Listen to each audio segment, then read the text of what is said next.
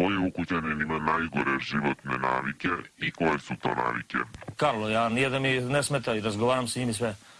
Ali on se pravi da je sad, kao da je on prošao ceo sve, da je on sad najbolji od svih nas ovdje. Podcenjava svih u kući, ja mislim. Naglas je da je on višlji gore. Koji ukućanin je najagresivniji? Karlo je najagresivniji. Koji ukućanin igra igru? Karlo. Od kog ukućanina koji je u paru možemo očekivati da će prevariti svog partnera? Pa ja sam procenio Karla još kad smo bili na Kaskinu u Beogradu ovdje. Evo ga i sad isto tako. Tako i na Kaskinu imao jednu drugu. Grlio se i ljubio sa njom. Evo sad sa Violetom.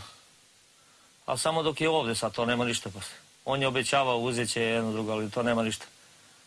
Jer on samo rečima vodi ljubav, nema to ništa. Nije sa srcem. Šta misliš, koji ukućanin je neiskren? Pa Karlo.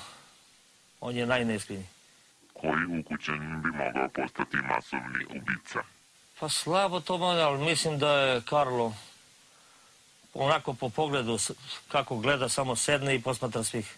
Koji ukućanin misli da je najpametniji, a baš i nije? Karlo, to je... On se mnogo osjeća da je najpametniji od svih.